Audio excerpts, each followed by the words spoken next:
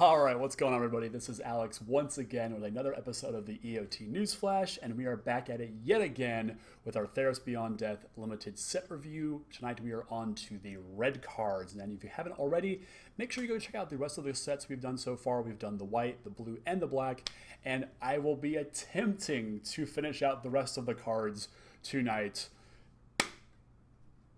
Your prayers will be appreciated for my voice. Before I jump into the actual review, I do want to make a quick note on the actual sort of the context of these reviews. As I'm going through, ranking all these cards and whatnot, I don't know if I'm finding myself disheartened or if I'm just not, I'm not quite sure what the word I'm looking for here is, but my point is that there's not much of a delta, a change from what is considered a playable card to an unplayable card in these sets these days. Magic sets are designed for limited play. So as I'm writing these reviews and marking down the ratings for these, there's a whole bunch of twos. I'm very well aware of that. If you're keeping score at home, there's a ton of twos in this set. And that's perfectly fine, and I'm sure there's people out there who would say, well, why don't you change to a 5-point scale or a 10-point scale? And as effective as that may or may not be, I don't know if I could actually do a 10-point scale. That would drive me absolutely mad. I just don't think there is a whole lot of meaning behind a numerical ranking. What I think is more the context of the card that I'm going to provide that's attached to that rating. So, there are going to be lots of twos in this set, but they're all contextualized around kind of what you're building. So, wanted to throw that out there. Want to make sure that's understood. I know a lot of Magic players, kind of have that, understanding, sort of ingrained into their mind, especially if they've been playing for a long time. But if you are a new player, that can be a little misleading to say that all threes are created equal, which they are most certainly not. Context is everything. So that aside, let's jump into the quick little breakdown of how we're going to be doing this tonight. We are on a 4-point scale. Ones are the cards you should probably never play. They are absolute draft chaff. Bottom of the barrel, 23rd, 24th picks. The twos are your more generic filler.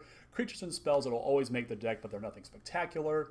Threes are the more premium creatures. Think of these as your gold signpost uncommons for certain archetypes, more premium removal, things of that nature. And the fours are the absolute bombs that'll open your pack up, first pick in draft, or they're the rare in your sealed pool that'll pull you into a color. They're the cards that win the games for the easy explanation. And we also have two additional side categories, one being S for sideboard, which are more narrow answers to less commonly encountered permanents or cards that your opponent might present you with, so you need a more specific answer to it. And the Bs are your build-arounds, the cards that need to have a deck built around them in order to function normally, or at least to their full potential, because otherwise they're just kind of dirtly. Now, that aside, let's jump right into with our first card here, the Aggro War. This is a saga, 3 and a red for a rare saga. Stage 1 gains control of a target creature for as long as the Aggro War remains on the battlefield. Stage 2, until your next turn, creatures your opponents control attack each combat if able. And Stage 3, each tapped creature deals damage to itself equal to its power. This is weird. This is a board wipe, an inevitable board wipe, that has so many hoops to jump through. I really don't know how to adequately understand this card without seeing it in context, because this is effectively going off on turn 6 if it comes down on curve. Fortunately, a lot of the cards in this set, with that stage 3 going off, will kill themselves, so that's pretty neat as long as they're not your own creatures, obviously. Obviously, all of them are dying in the art here. It's very thematic. But I do think this is a pretty powerful card. To gain control of their biggest creatures is obviously quite powerful, and then forcing them all to attack into what are hopefully bad attacks for your opponent, and then to finally wipe the board, hopefully, is obviously the big payoff here. I keep using that word, hopefully here, because there is a lot of hope that goes into this card. This is a solid 2.5 somewhere in that grayscale, simply because there's so much variance that can go into this card. Typically, a board wipe needs to be sort of a one and done shot, but this one takes some setup for it, so your mileage may vary. Next up, we've got this is Annex, one half of the Annex and Cymead legendary pair from last time we saw Theros. Annex Hardened in the Forge, 1 red for a legendary enchantment creature demigod uncommon, star power, 3 toughness, and his power is equal to your devotion to red, so looking for those red pips in the CMCs of all of your permanents. And it also possesses the ability to, whenever Annex or another non-token creature you control dies, you create a 1/1 red Satyr token with this creature can't block, and if that creature had power 4 or greater, you make 2 of these instead.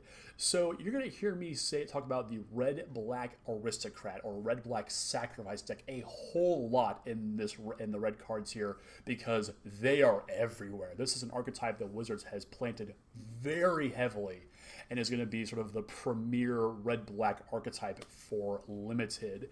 And Annex here is a great piece to that, as you are losing your creatures, whether they be dying in combat or whether they are being sacrificed to your other sack outlets. He's generating those satyrs, potentially getting them to be 4 power, with that 4 power greater clause. I wouldn't shoot for that too often, unless, of course, it's Annex dying himself.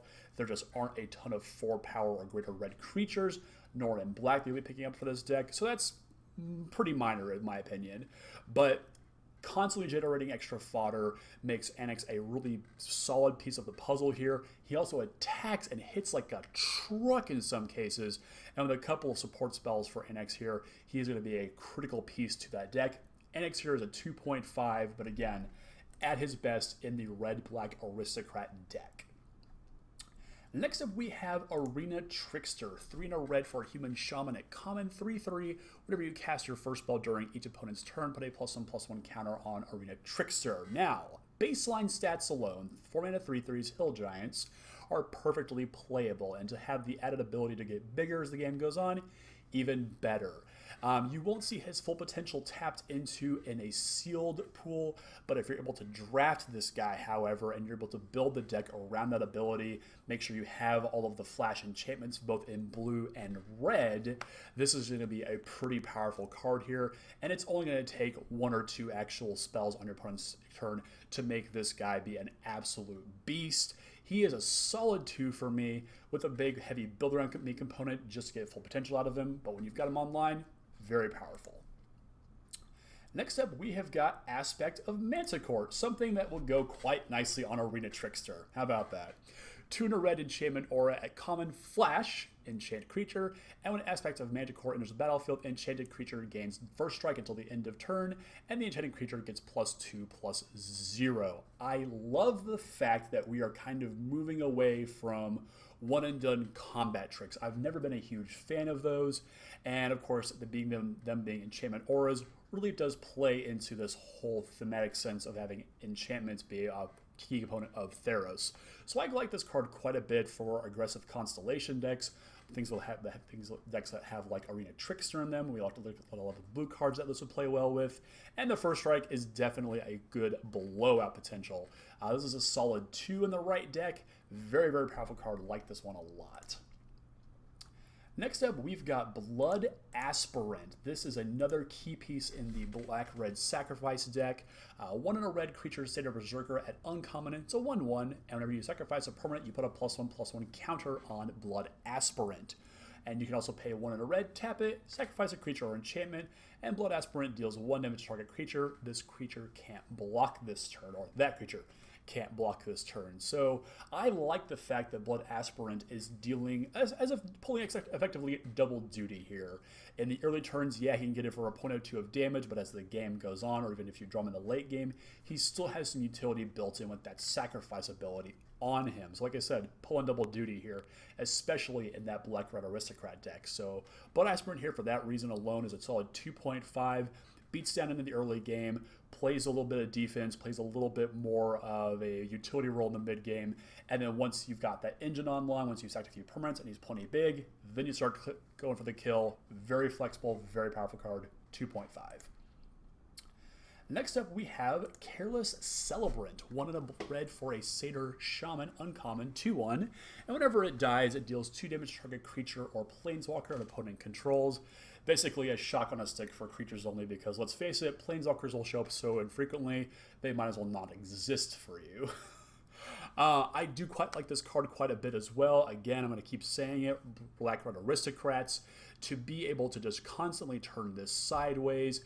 It's such a difficult thing to block as well, and if you do manage to get it through and your opponent still has a creature left over, to sack it to something like Blood Aspirant to finish off something else is pretty great. Very flexible card indeed here.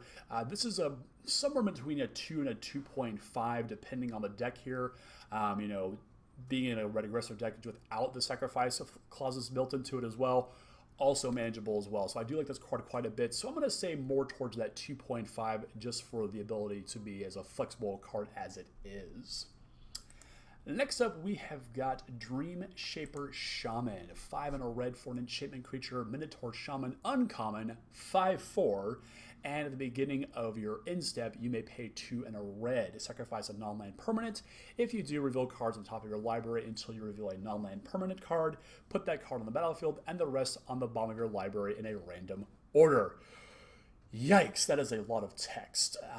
So the problem with this is that it has to be done on your end step, and I'm not usually one to be activating abilities at that point. It's such a random place to play, or it's a random phase of the turn to place an ability like this. So I'm more akin to just say this is a 6 mana 5/4, and we can leave it at that. You know, if you're hard pressed and you are looking for enablers for the, again, Black-Red Aristocrat deck, this is going to do a defensible job of that, and hopefully the cards that you're hitting off of it also play more into that theme as well. He's a 2 with a big, heavy build-around-me component, but again, I wouldn't really worry about that ability unless you've actually got some onboard triggers that'll go off when something is sacrificed. So just a big, beefy beater in my opinion. Next up, we have Dream Stalker Manticore, 2 and a red enchantment creature, Manticore, uncommon, 4/2. Whenever you cast your first spell during each opponent's turn, it deals 1 damage to any target. Any target is huge, and it's just unfortunate that this is regulated to only being the first spell on each opponent's turn, so you can't just go ham with this thing. In the right blue-red sort of tempo deck that we've seen a lot of pieces for already, this is going to be an incredibly key piece to that deck. The ability to fire things off at your opponent's turn, but it, you know, a bounce spell, removal spell, counter spell, what have you, is going to make this thing pretty versatile. And despite it only having 2 toughness, I do believe that a properly constructed deck around the Manticore and the other sort of tempo threats will negate that downside and let this thing really get in for a lot of damage, as well as machine gunning down smaller targets and chip-shotting your opponent's life total as well. Solid 2.5 with a bit of a built-around component as well. Next up, we've got Escape Velocity, a single red mana gets you an enchantment aura at uncommon. Enchants a creature. Enchanted creature gets +1/+0 and has haste, and you can pay for its escape cost, 1 in a red, and exile 2 other cards from your graveyard. This I'm not super high on, if I'm honest. If you're going to be in a really aggressive red deck, this might have a pass for it.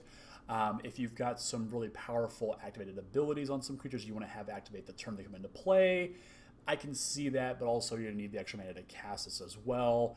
I'm just not a huge fan of Escape Velocity here, and the +1 to the power just isn't all that much either.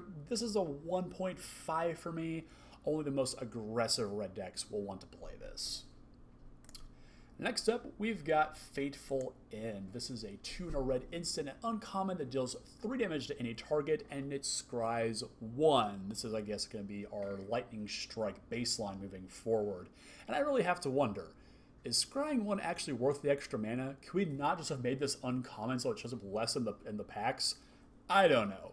But as it stands, this is a solid 2.5 for me, simply on the fact that there's going to be enough things in this set that this won't kill, but the things that it can kill are plentiful. And that Scry 1 actually does provide a bit of advantage there, so combine this with other combat tricks, taking down smaller creatures, burning your opponent out. Very, very flexible indeed. This is a 2.5 for me. And next up, we have Final Flare. 2 and a red for an instant at common as an additional cost to cast this spell. There's that text I hate to say. Sacrifice a creature or enchantment, and Final Flare deals 5 damage to target creature. It's just kind of unfortunate that this can't hit anything, but them's the breaks. So again, red-black aristocrats, this is going to be a great piece for that as long as you have one of your payoff engine cards in play. That's either going to draw you cards or deal damage to another permanent or player. This is a pretty powerful card, just on the effect alone. This will kill, I do believe, like 95% of everything in this set without much trouble. So as long as you've got fodder for it, and if you're in the red-black aristocrat deck, you probably do have that already, and you probably have a couple of ways to recur that value as well. This is another 2.5 for me. Next up here, we've got the Flummox Cyclops. 3 and a red for a Cyclops creature, common 4/4 with reach, and whenever 2 or more creatures your opponents control attack, Flummox Cyclops can't block this combat. A Cyclops thinks slowly but strikes quickly. Try to keep it thinking indeed. I do not like this card at all. Unless you are in just the most aggressive red decks that need sort of a curve topper, which even this is a poor one at that. I just don't see this doing really anything. Creatures are constantly attacking, and the last thing you want to have is just a creature that can't block because your opponent is making multiple attacks in a turn. That's just not good Magic playing right there. So I want to give this a 1.5 just because it can go in a more aggressive red deck, but this is about as close to a 1 unplayable as I think we're going to get for red. So sleep on this one and always think just a little bit quicker. Next up, we've got an interesting card here. Furious Rise. 2 and a red for an enchantment at uncommon. At the beginning of your end step, if you control a creature with power 4 or greater, you exile a top card of your library, and you may play that card until you exile another card with Furious Rise. So basically, you have a turn each time that you exile something. So this is typically, we're seeing this on more of a rare card. Things like Outpost Siege come to mind that has a text like this. And shifting it down to uncommon obviously has to introduce some sort of drawback. And I think the drawback here on this is too much of one to actually deal with. There are obviously going to be red and most likely green decks that can trigger this constantly, but I just don't think it's all that practical here. So this is a really heavy B build around me card, and even then I don't think it's going to be that good. The only upside is that you can actually play lands off of it. So big B, let's call this a 1.5 and hope you pick up the right cards for it. Moving on. Next up, we have Hero of the Games. Again, I finally realized that all of the creatures that don't actually have the keyword heroic in them have hero in their name. Bravo, Wizards. Bravo for genuine cleverness. Bravo. 2 and a red for a human soldier at common, 3/2. Whenever you cast a spell that targets Hero of the Games, creatures you control get +1/+0 until the end of turn. This is going to go in that white-red, not heroic deck, and will be played with all the other pump spells, all the other creatures that have this similar effect. And let's be honest here, you're going to have a couple of these in your deck, so the ability to hit multiple of them and have a big pumping effect is pretty solid here. So it's a solid 2, and stats alone make this thing playable by itself. And then we have the Hero of the Games' big brother, Hero of the Revel, or maybe it's big sister or big siblings. Let's not get too deep in the weeds on that one. 4 and a red for a 4/4 Satyr Soldier uncommon that when it enters the battlefield, you create a 1/1 red Satyr creature token with this creature can't block. Whenever you cast a spell that targets Heroes of the Revel, creatures you control get +1/+0 until the end of turn. So basically, it's a bigger Hero of the Games. It brings a friend, blah, blah, blah. Solid 2. Moving on. Next up, we've got Impending Doom. 2 and a red for a enchantment aura. An uncommon, enchants a creature. Any creature.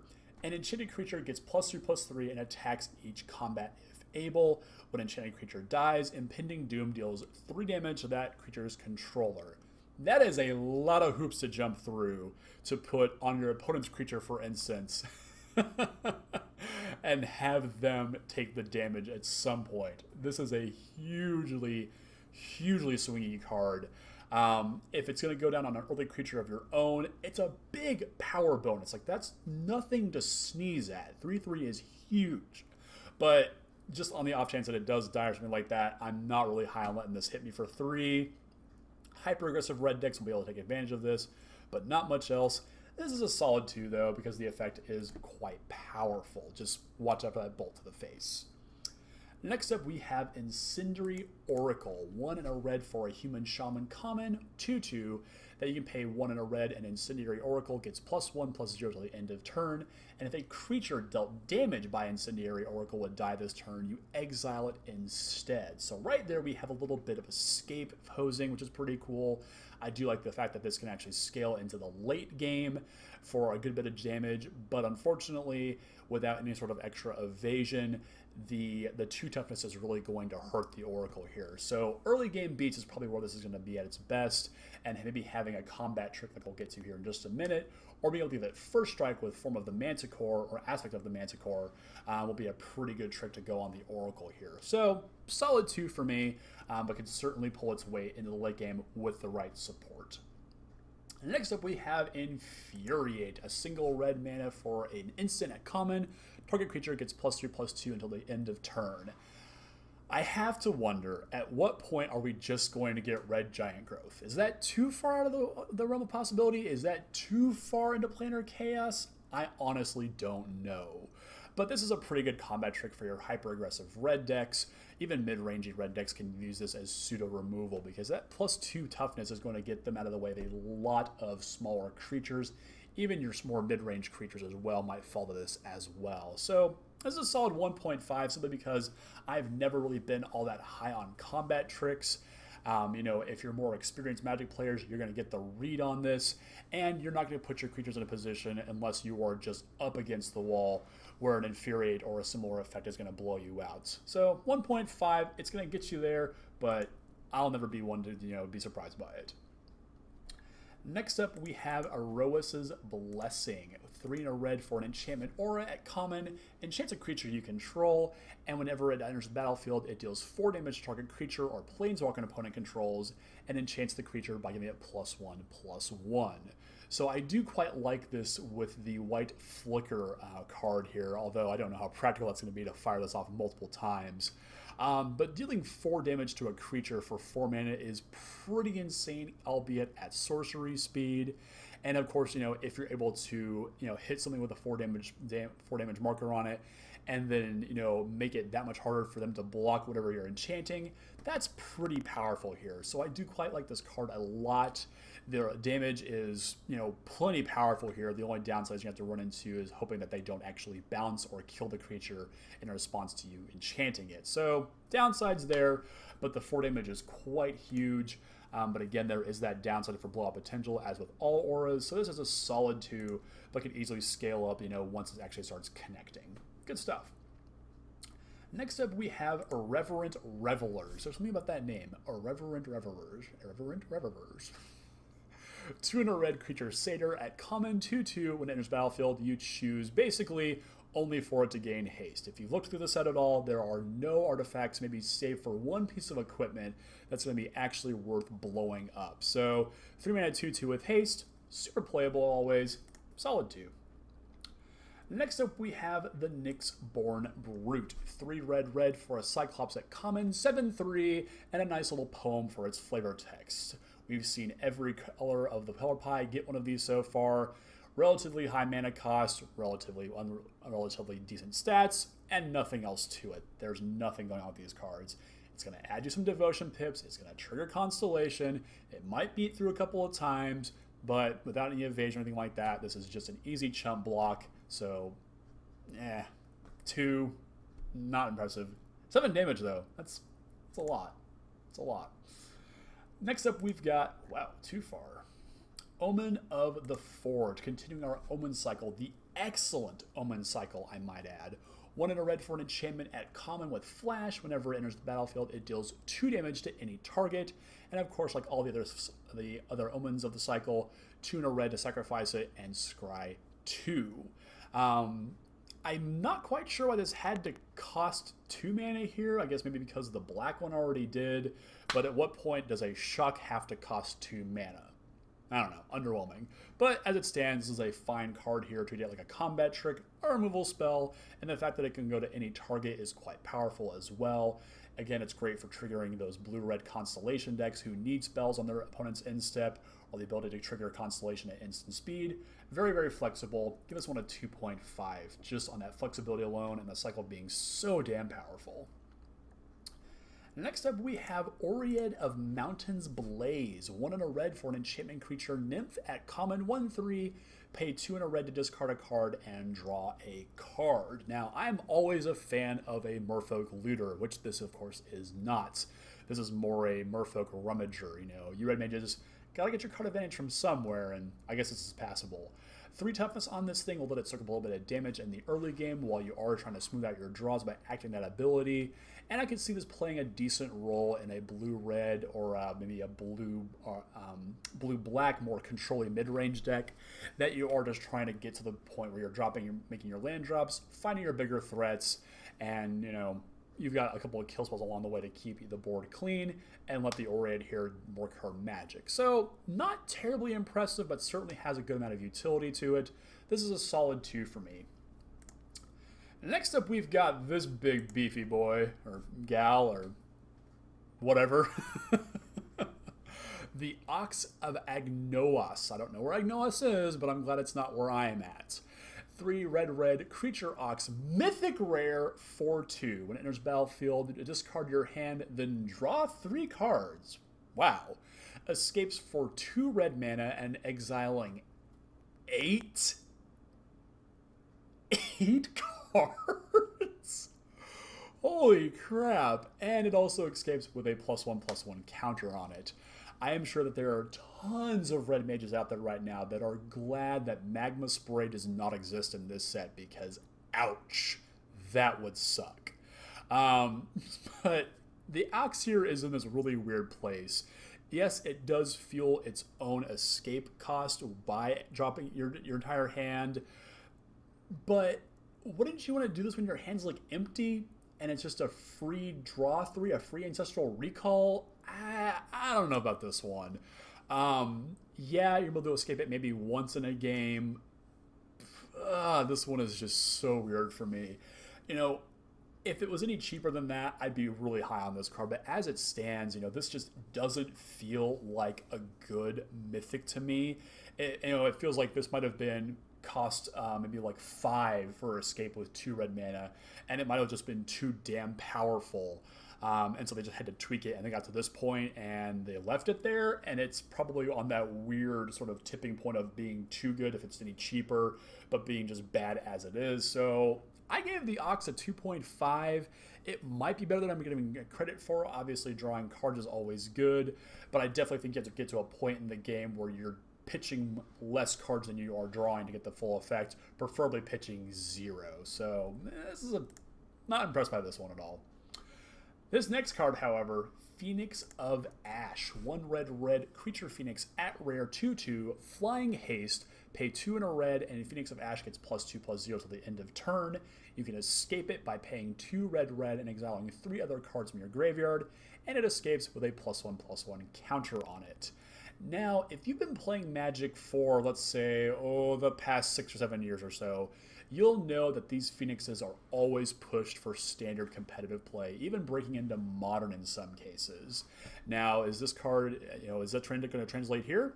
Absolutely. Does that trend translate to limited play? Absolutely. This card is nuts. This is a solid 3.5 for me, just being an evasive, hasty threat that can get bigger, that's going to come back. And as long as you've got some decent tempo play to go with it, to clear out your opponent's blockers, to put cards in the graveyard to keep it, being able to escape, this is insanely powerful here. 3.5 for me. I love this Phoenix. Next up, we have Portent of Betrayal, which I do believe is a reprint from original Theros, so cool to see that. 3 in a red sorcery, common, gains control of target creature until the end of turn. Untap that creature, it gains haste until the end of turn, and you scry 1. I guess this is more of that trend of, if it can scry 1, it's going to cost 1 more generic mana. Whatever. This, of course, is a fine combat trick, if you will. This is a typical effect we see in red, these threaten type effects. You know, if you've got to steal just a couple more points of damage out of the way and they've got one big blocker, this is a great way to do it in an aggressive red deck. But where I think we're going to see this being the most efficient is in the red-black aristocrat. There it is again. The red-black aristocrat deck, where you're able to steal that creature, attack with that creature, and then hopefully sacrifice it to one of your own engines to get some more value and run into your opponent just a little bit more. So it's a solid 2 for me. It's a great role player in that deck, but also can be played in a myriad of other aggressive red decks as well. Next up, we've got our red god, Perferos Bronze Blooded. Now, we all know the original Perferos, it's in the original release form, is a very combo-tastic ETB killing engine in EDH. Let's see if his Bronze Blooded evolution is as good. Spoilers.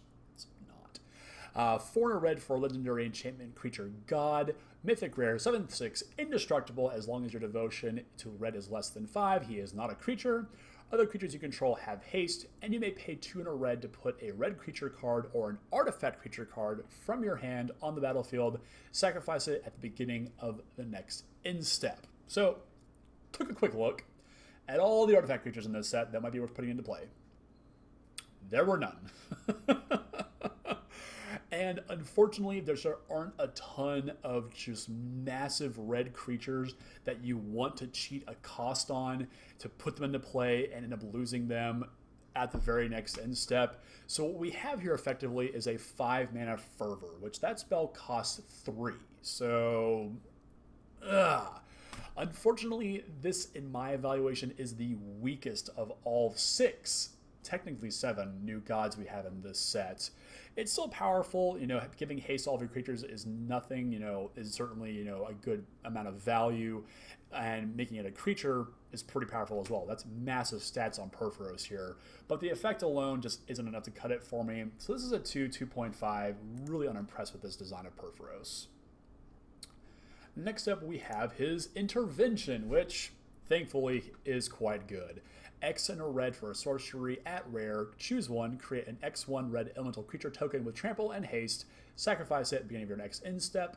Or you may have it deal twice X damage to target creature or player. I love this twice X clause on all of these. Quite flexible. It's either a big hasty beat or trample, which is key, or just a nice removal spell. Being flexible in red is always good. This is a solid 3 for me. Any decks want to play this. Next up, we have Satyrs Cunning, a single red sorcery at common, creates a 1/1 red satyr creature token with this creature can't block, and you can escape it by paying 2 a red and exiling 2 other cards from your graveyard. Now, these tokens really aren't doing much outside of any aggressive red decks or the red-black aristocrat deck, and I do like it in the latter more than the former, simply because you'll be fueling your graveyard to power out the escape clause, to continue putting these bodies out, to continue feeding into your sack engines to keep getting that value here. So, aside from that, this isn't all that exciting. This is a 1.5, pretty underwhelming, but if you need it, you know, if you're in the red-black sacrifice deck and you need that 23rd playable, this will do just fine, and it might even get you there a couple games.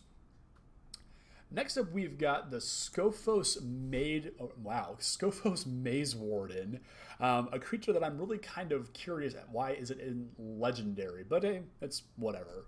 That just tells me that there are more of these Warden guys. 3 in a red for a Minotaur Warrior at uncommon, 3/4, and you can pay 1 to give it +1/-1 until the end of turn. That good old Aetherling text. Now there's a big old block here. Whenever another creature becomes the target of an ability of a land you control named Labyrinth of Scavo, you may have Scavo Maze Warden fight that creature. Now, obviously, Labyrinth of Scavo is a rare, and I'm not about to calculate the odds of pulling both, whether it be in a draft or in a sealed pool. I'm just going to assume if you have them both, you would probably want to play both. Without the Labyrinth of Scavo, the Scavo Maze Warden is pretty underwhelming. He's a bruiser. He can get bigger in a pinch. But once you do have that land in play, which I believe requires a 4-mana activation and basically turns it into Maze of Ith, that's pretty insane. And to be able to, towards the middle of the late game, to turn this always and start clocking him, that's a bit of damage right here. So Scophos, big build around me to get full potential. And at that point, he's somewhere hovering around that 2.5 range for me. Play them together, or probably not at all, actually. Next up, we have the Scophos War Leader. 4 red for Minotaur Warrior at common. 4/5, you can pay a red to sacrifice another creature or an enchantment, and it gets +1/+0 and menace until the end of turn. Until it gets to that menace part, this thing's pretty underwhelming. But this is another great outlet for the sacrifice deck, that red-black aristocrat deck we keep talking about so much in this color. This is a great way to top the curve in that deck, because that menace is going to let it get through, obviously, for a ton of damage later in the game. If you're even combining the ability to sacrifice other creatures, some more removal spells, this is a fantastic way to end the game within that deck. But, it does cost 5 mana, so it's a little bit of a drawback here. But this is a solid 2. You won't be embarrassed to have this at the top of your curve in your red-black aristocrat deck. Cool stuff. Next up, we have Stampede Runner. 2 and a red for a satyr at common, 2/3 with trample. At the beginning of each combat, if you control a creature with power 4 or greater, Stampede Runner gets +1/+1 until the end of turn. Note that says each combat. That's kind of important here. So if you do have the ability to trigger this on your opponent's turn, that's a 3/4 blocker now. So that's worth remembering here. Again, like we talked about with the enchantment earlier, you do have to worry about having a creature in play that actually qualifies for that trigger, of which there just aren't a ton in this set, I'm afraid. And so for the most part, this is just going to be a 2/3 trampler most times. But if you have some trick, maybe like an Infuriate, I can certainly see this going the distance in a very aggressive red deck. Trample on common creatures, never sleep on that. Next up, we've got Storm Herald. 2 and a red for a human shaman at rare, 3/2 with haste. Whenever Storm Herald enters the battlefield, return any number of aura cards from your graveyard to the battlefield, attached to creatures you control, and exile those auras at the beginning of your next end step. If those auras would leave the battlefield, exile them instead of putting them anywhere else. So, base stats alone, he's not so much a Storm Herald as he is a Light Spring Shower Herald. But with, let's say, 2 or 3 arrows in the graveyard, he can actually start bringing some real thunder here. I don't know how good this is actually going to be for that one-time effect. Maybe the board is, completely clear otherwise. Your opponent made a massive attack, and you knew you had this coming as sort of your ace, sort of your counterattack play.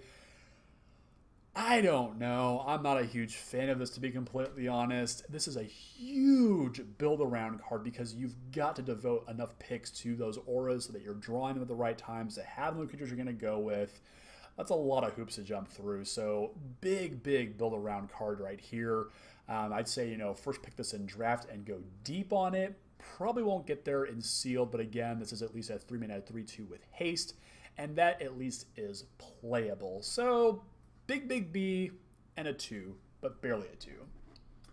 Next up, we have Storm's Wrath. 2 red sorcery at rare, deals 4 damage to each creature and each planeswalker. It is nice to see a 4-mana red Wrath again, or actually just a red Wrath in general. It's been a while. So this is actually going to clean up a majority of the creatures on the board when you fire this off. So that's already good. Hitting planeswalkers is sort of a bonus effect, all the better. Hey, Oko wouldn't kill it, but it doesn't have to. So that's good. That's good. But obviously this is going to go in a more controlling deck, like a blue-red control deck, possibly a black-red mid-rangey control type deck, just, to keep the board under control. Great way to do that. And yeah, this is a solid 3 for me. Not too much you can say about this card. This next card, however, is just bonkers. This thing is ridiculous. Tectonic Giant, 2 red, elemental giant at rare, 3/4. Whenever it attacks or becomes the target of a spell an opponent controls, you choose 1. Deal 3 damage to each opponent, or exile the top 2 cards of your library, choose one, and you can play it until the end of your next turn. End of your next turn! Not this turn, the next one! That's insane! So I originally read this with a spell that you control as well, which would just make this thing completely busted. But just the ability to turn this thing sideways as a 3/4, that is, wild stats, but also to add a lightning bolt onto that as well, just insane, This much versatility on a red card is quite unique, I think. So I gave Tectonic Giant here a 3. I would be happy to put this in literally any red deck, aside from maybe the most hyper-aggressive red decks, and this would still be a good curve topper for that kind of a build. But this thing is insane. First pick in draft, always play in sealed, solid 3.5. Tectonic Giant will stand very tall for you. Next up, we have a fun reprint coming to us from Eldraine, Throne of Eldraine. This is the Thrill of Possibility, 1 in a red instant at common, as an additional cost to cast this. Wow.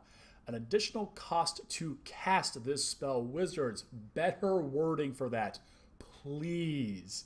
Discard a card and draw 2 cards. So this is a neat little way to fuel escape, a neat little way to draw some cards in red, and it's also great, if you're going to be playing that blue-red tempo deck that wants a lot of spells cast in your opponent's turn. I like this card quite a bit. I love an instant speed Tormenting Voice, which I think this is definitely just the better upgrade to, and if we ever see Tormenting Voice, I'll be disappointed in this. So this one by itself, it's a 1.5, it's good filler, and it'll definitely help you kind of churn through into the late game. Next up, we have the Triumph of Annex, 2 in a red for an enchantment saga at uncommon, with some very unique templating. All 3 of the first 3 modes all do the exact same thing. This Interment calls the dead of the first sagas that actually had a repeated effect on them. Wait, no, that's not right. The white one, History of Benalia, did the same thing. Shoot, okay, ignore that last point. But anyway, all 3 of those first 3 steps all do the same thing. Until end of turn, target creature gains trample and gets +X/+0, where X is the number of lore counters on the Triumph Annex. So that's pretty cool, and it's nice that it doesn't have to be the same exact creature every single time. And then on stage 4, target creature you control fights up to 1 target creature you don't control. Also pretty cool.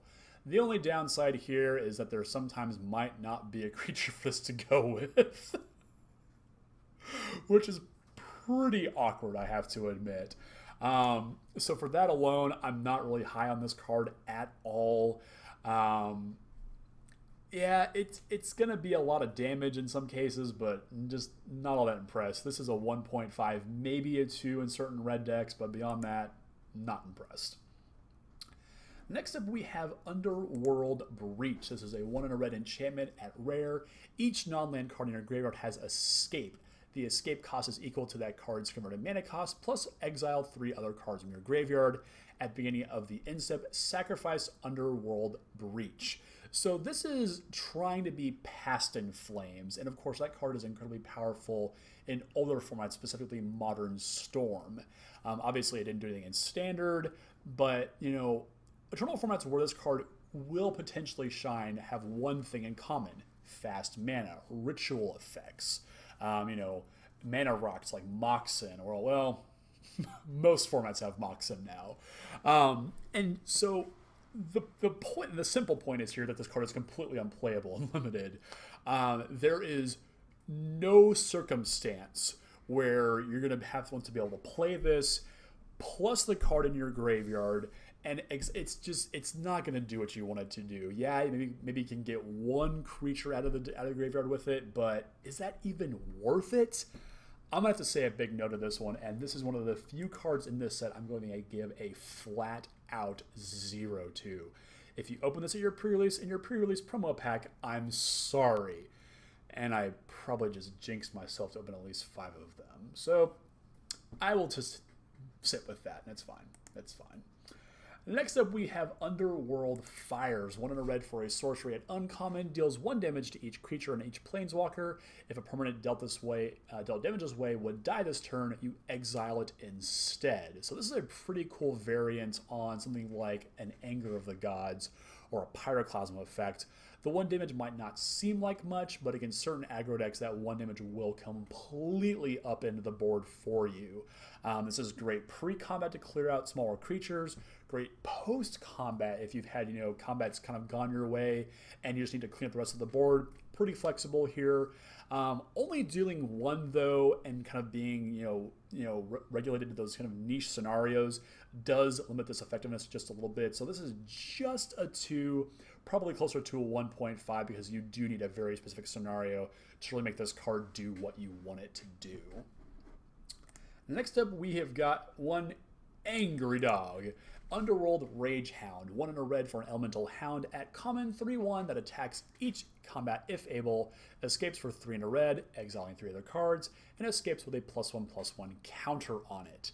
Now, the only downside to this card, and it is quite a big one, is the fact that it has just such low toughness. Typically, cards that have the attacks each combat if able clause on them all have that in common. That's really unfortunate here because you'll have to consistently put resources back into the Hound in order to keep getting any value out of it, which is just a real big drawback. Now, that being said, if you can somehow protect this thing with other combat tricks like Infuriate, for instance, or Aspect of Manticore, there is some play to this card, and it is going to be quite beefy. And I imagine if you can keep it around for a couple turns, this Angry Dog will be quite the good boy. But it's just a 1.5 for me. I've never really been impressed by cards like this.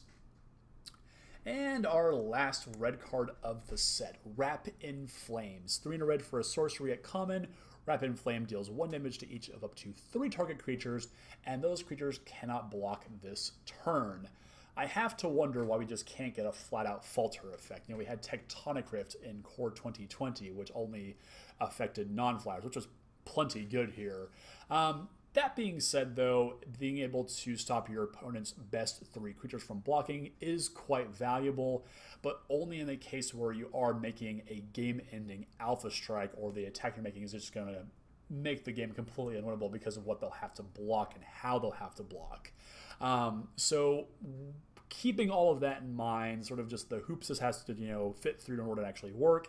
This is a 1.5. It's not terribly exciting, but there will certainly be some games, especially built into very aggressive red-based decks, that your opponent's only going to have 3 creatures in play, and this effectively is that falter effect because you'll have the necessary points of damage on the board to take them out. So 1.5, but it will be an all-star in a very small subsection of your games.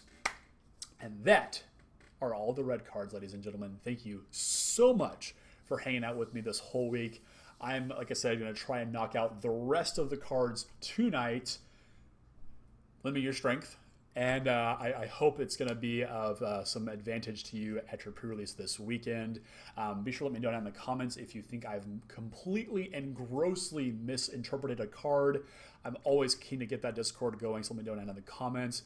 And of course, don't forget to like and subscribe to the channel if you're enjoying things. And if you really want to show me that they're watching, don't forget to share with all of your friends out there.